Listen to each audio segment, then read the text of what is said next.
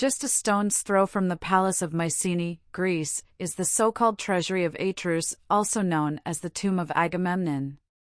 It is a Mycenaean tomb that dates back to the 13th century BC, that means from the same time as the Lion Gate of Mycenae. It is a tholos tomb, often called a beehive tomb. A characteristic component is the 6-meter wide and 36-meter long access path, called dromos by archaeologists. Direct access to the burial chamber is provided by the entrance gate, which is more than 5 meters high and could originally be closed with a large, double-leaf wooden door. The facade was clad with 2 stories of half-columns made of green marble. On the upper floor we see a relief triangle, as it also occurs at the Lion Gate of Mycenae. Here we see the reconstruction of the 2 lower columns in the National Archaeological Museum of Athens.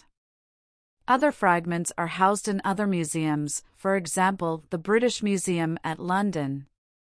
The weight of the inside of the 2 lintels alone is estimated at about 120 tons. It is over 8 meters long and 5 meters wide. The almost 14-meter high burial chamber consists of 33 layers of stones, with each layer protruding slightly more inwards than the one below. This technique results in a so-called corbel vault. On the north side of the burial chamber, a small passage leads to a side chamber. Here we see this small gate in the photo. A relief triangle can also be seen above this, which was intended to direct the weight of the construction above to the sides. The side chamber behind it is about square with an edge length of 6 meters. We do not know who is buried in this grave.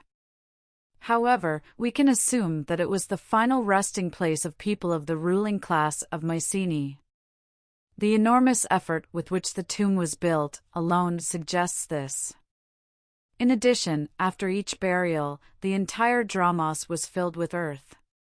Of course, this earth had to be removed before each further burial. It is interesting to note that the Treasury of Atreus has never been completely underground. For example, the Greek travel writer Pausanias, who visited the area around Mycenae on his journey through Greece in the 2nd century AD, mentions underground rooms in which Atreus and his family kept their treasures. We do not know whether this was this grave, and whether it therefore has its name.